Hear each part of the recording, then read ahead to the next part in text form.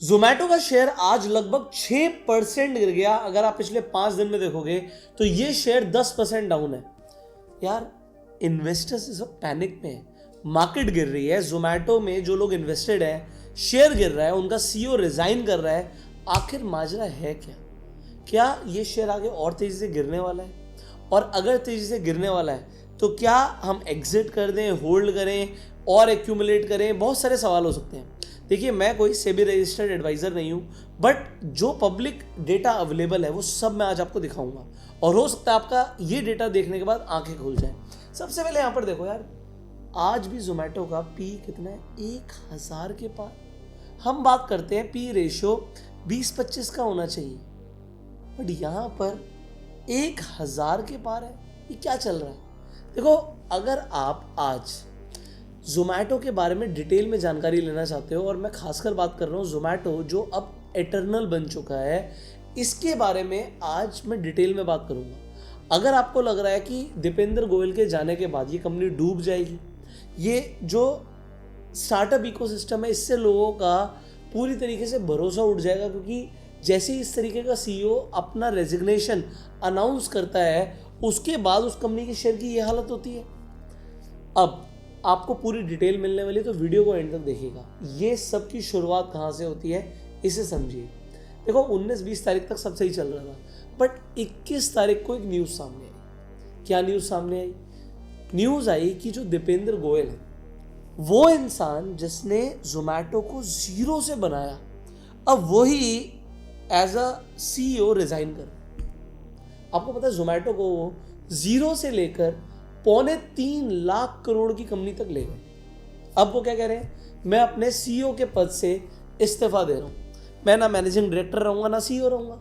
अब देखो, जैसे ये न्यूज़ आती है, देखो दीपेंद्र गोयल की नेटवर्थ पे भी इफेक्ट पड़ेगा, क्योंकि जब जोमैटो का प्राइस गिरेगा तो उनको भी लगभग 350 करोड़ का नुकसान होगा। इमीडिएटली हुआ, उसके बाद तो अभी और हो रहा है।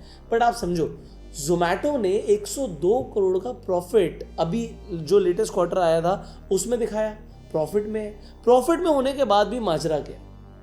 देखिए, अगर हम आज जोमैटो को समझते हैं, ये जो लीडरशिप चेंज आया है इससे स्टॉक्स के रेट पर तो इफेक्ट पड़ेगा ही, बट बात है फ्यूचर में क्या होगा। तो इसे हम फैक्ट्स एंड फिगर्स के हिसाब से समझेंगे। क्या फैक्ट्स हैं, क्या इनके फाइनेंशियल्स हैं, और अब दीपेंद्र गोयल क्या करने वाले हैं। सीईओ का तो उन्होंने रेजिग्नेशन दे दिया कि मैं नहीं संभालूंगा। कौन संभालेगा ये भी मैं आपको बताऊंगा। जो ब्लिंकिट के सीईओ वो संभालेंगे, बट संभालने के बाद इस रेजिग्नेशन से इफेक्ट समझिए। सबसे पहले फैक्ट्स पर आते हैं। 21 जनवरी 2026 को एटर्नल लिमिटेड, जो मैं शेयर दिखा रहा हूँ जोमैटो जो पेरेंट कंपनी है, इसने स्टॉक एक्सचेंजेस को इन्फॉर्म किया कि जो दीपेंद्र गोयल है वो 1 फरवरी से 2026, मतलब यही 1 फरवरी से सीईओ और मैनेजिंग डायरेक्टर का पद छोड़ रहे हैं। ना वो सीईओ रहेंगे ना मैनेजिंग डायरेक्टर रहेंगे। इन्होंने स्टॉक एक्सचेंजेस को इन्फॉर्म किया। अब देखिए, उन्होंने इन्फॉर्म तो करा, बट उन्होंने ऐसा क्यों किया? उन्होंने शेयर होल्डर्स को एक इमोशनल लेटर लिखा। उन्होंने ये बोला कि भाई, मैं कुछ ऐसे एक्सपेरिमेंट्स करना चाहता हूं जो हाई रिस्क है, और क्योंकि मेरे एक्सपेरिमेंट्स जो आइडियाज़ हैं वो हाई रिस्क होंगे, तो मैं ये पब्लिक कंपनी के अंडर नहीं करना चाहता। उन्होंने लिखा कि एक लिस्टेड कंपनी का जो सीईओ है उसका एक सिंगुलर फोकस होना चाहिए। अब मेरे दिमाग में तो आइडियाज़ आ रहे हैं, अब वो हाई रिस्क आइडियाज़ हैं। अगर मैं इस कंपनी के अंडर करूँगा तो प्रॉफिट तो ज़्यादा है नहीं, 100 करोड़ का प्रॉफिट दिखा रहे हैं, तो ये प्रॉफिट ख़त्म हो जाएगा, तो लोगों को लगेगा यार अब तो ये नेगेटिव अर्निंग जा रही है, स्टॉक और गिर जाएगा। तो बात है कि अब उन्होंने बोल दिया कि भाई मैं नहीं करूँगा, ये एज अ सीईओ काम नहीं करूँगा, तो कौन करेगा? अलबिंदर सिंह ढिंसा, जो आज की डेट में ब्लिंकिट के सीईओ हैं, वो उनकी जगह लेंगे। अब दीपेंद्र कहते हैं कि उनकी एग्जीक्यूशन कैपेबिलिटी मेरे से भी अच्छी है। ज़रूर होगी, बट जिसने कंपनी बनाई है वही छोड़ रहा है यार। तो ये जो एग्जिट ले रहे हैं वो तो बोल रहे हैं मैं पूरी तरीके से एग्जिट नहीं ले रहा, मैं बोर्ड ऑफ डायरेक्टर्स में वाइस चेयरमैन रहूँगा कंपनी के अंडर। हाँ भाई, शेयर होल्डर के अप्रूवल से, बट एज अ सीईओ काम नहीं करूँगा। तो मैं टेंशन नहीं ले रहा कंपनी की, पैसा वैसा बन गया, साइड हो गया, नए वेंचर्स करूँगा, ये मतलब है। तो क्या इन्वेस्टर्स का क्या होगा जिन्होंने इतना भरोसा कर रखा है? आप लोगों ने पैसा लगा रखा है, 1000 का पी चल रहा है, शेयर का क्या होगा? वॉलेटिलिटी रहने वाली है, हो सकता है शेयर आपको करेक्ट होता हुआ भी देखे, जो मैं साफ बात बता रहा हूँ। देखो, दीपेंद्र गोयल की जो कहानी है वो बहुत बढ़िया एंटरप्रेन्योर है, इसमें कोई डाउट नहीं है। उनका तो एंटरप्रेन्योरशिप जर्नी एक ब्लूप्रिंट है। आईआईटी दिल्ली से ग्रेजुएशन के बाद उन्होंने 2008 में एक फूडी बे नाम की कंपनी शुरू करी थी, जो बाद में उन्होंने 2010 में नाम चेंज करके जोमेटो रख दिया। तो जोमेटो कहाँ से शुरू हुआ? फूडी ईबे बोलो या फूडी बे बोलो, वहाँ से शुरू हुआ। अब देखिए, इनकी जो नेटवर्थ है आज की डेट में, अब तो शेयर गिरेगा तो नेटवर्थ भी कम हो जाएगी, बट जब रेजिग्नेशन किया था तब 3,20,000 करोड़ के आसपास थी। इनके पास एटर्नल के 4.5% स्टेक्स है। अब रेजिग्नेशन देते ही इन्हें लगभग 350 करोड़ का नुकसान हो गया, बट आप समझिए जो शेयर अब ये गिरता जा रहा है, 260 पर आ गया। अब देखिए, दीपेंद्र गोयल के पास लगभग 4.5% स्टेक्स हैं जोमेटो के, बट पब्लिक के पास पता कितने हैं? पब्लिक के पास है 5.35%। मतलब आप लोगों ने भरोसा करके जोमेटो के शेयर्स खरीद रखे हैं, जोमेटो को पैसा दे रखा है। अब दीपेंद्र गोयल तो अच्छी वैल्यूएशन पे एग्जिट कर रहे हैं, बट इसका मतलब सिर्फ ये नहीं है कि दीपेंद्र गोयल ने प्रॉफिट बनाया और एग्जिट मार ली। इन्होंने एक काम ऐसा किया है जिसके बारे में मैं बोलूँगा कि भाई इसके लिए भी जिगरा चाहिए, बट यार ठीक है, किसी की नेटवर्थ 3 लाख करोड़ के ऊपर है तो 1000 करोड़ का तो सेक्रीफाइस वो कर ही सकते हैं।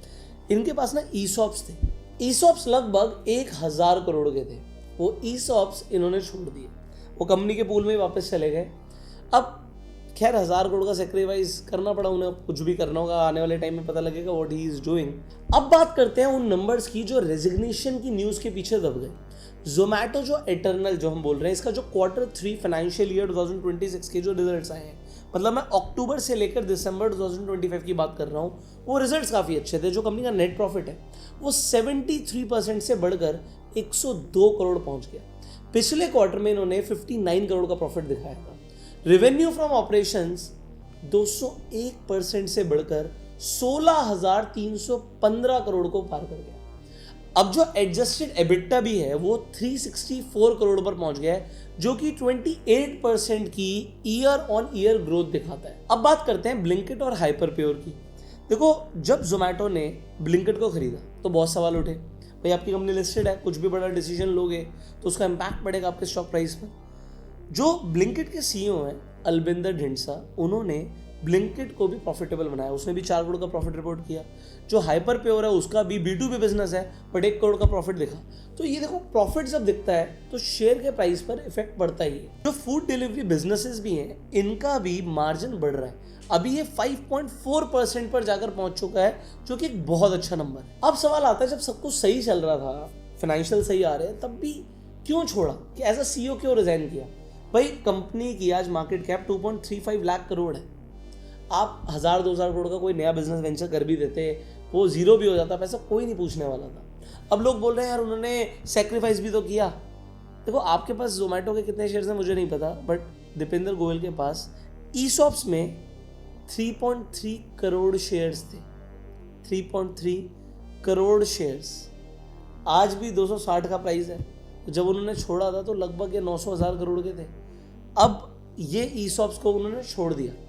अब जो ये ईसॉप्स होते हैं, इससे फ़ायदा क्या होता है? जो कंपनी के एम्प्लॉयज़ होते हैं, उन्हें लगता है मेरे पास भी कंपनी के शेयर्स हैं तो मैं कंपनी का मालिक हूँ, तो वो कंपनी को छोड़ते नहीं हैं। अब इसके ऊपर जो CFO अक्षांत गोयल है, उन्होंने कहा कि जो ये ईसॉप्स का पूल है, अब ये शेयर्स पूल में चले गए, वो 23.3 करोड़ शेयर्स का पहुँच चुका है। इससे क्या होगा, अगर कंपनी के अंदर कोई सीनियर पोजीशन पर आएगा, लीडरशिप पोजीशन पर आएगा, उन्हें ईसॉप्स दिए जाएंगे, तो यहाँ पर अच्छे टैलेंट को रिटेन करने में कंपनी को मदद मिलेगी। बट फिर भी मार्केट में दो तरीके की बातें हो रही हैं। कुछ एक्सपर्ट्स का कहना है कि एक लिस्टेड कंपनी है भाई, इसके CEO को सिर्फ 10 दिन का नोटिस देकर आप एग्जिट करवा सकते हो। अगर यहीं पर इन्फोसिस होती या टाटा ग्रुप होता तो वो महीनों पहले बताते कि भाई CEO रिजाइन कर रहा है। ऐसा नहीं कि 10 दिन पहले हाँ जी मैं तो छोड़ के जा रहा हूँ, ऐसा थोड़ी करते हैं। तो यहाँ पर एक्सपर्ट्स कह रहे हैं कि जोमेटो जैसी कंपनी एक नई कंपनी है, अभी तो IPO आया था, इन्हें एक मैच्योर पब्लिक कंपनी की तरह एक्ट करना चाहिए और सीखना पड़ेगा। अब दूसरी तरफ जैसे शादी.com के फाउंडर हैं अनुपम मित्तल जी, वो कह रहे हैं कि भाई ठीक है, CEO वो छोड़ रहे हैं, उनका एक पर्सनल डिसीजन है। जब कंपनी में स्टार्टिंग कर रहे होते हैं तो अलग सर्कमस्टांसेस होते हैं, अब कंपनी बड़ी हो गई तो नई चीज़ें करने पर सोचना पड़ता है, तो ठीक ही किया। देखो, मुझे नहीं पता ठीक किया गलत किया, बट अब इस डिसीजन से कंपनी के स्टॉक पर तो आपको असर दिखेगा, वॉलेटिलिटी दिखेगी। हाँ, बाउंस बैक बहुत तेज आते हैं, मतलब अगर कोई ऐसी कंपनी है जो एक स्पेस में काम कर रही है और आपको पता है कि कंपटीशन में सिर्फ एक स्विगी खड़ी हुई है, तो ज़्यादा बड़ा कंपटीशन नहीं है, ठीक है, तो you are not the only one, but yes मतलब सिग्निफिकेंट मार्केट शेयर इनके पास है।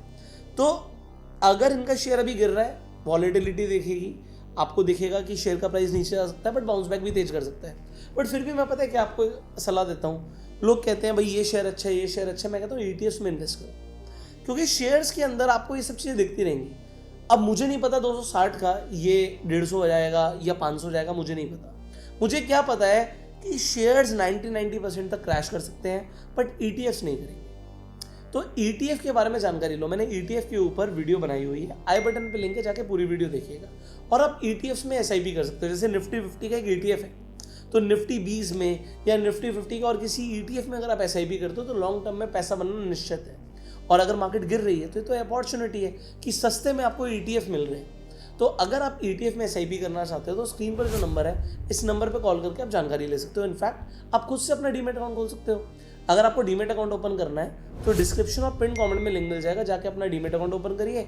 और एक बार आपका डीमैट अकाउंट खुल जाता है, जो मैंने लिंक दिया है उस लिंक से, तो आप रेफर रन करके भी पैसे कमा सकते हो। लगभग आप 500 रुपीज़ पर रेफरल कमा सकते हो।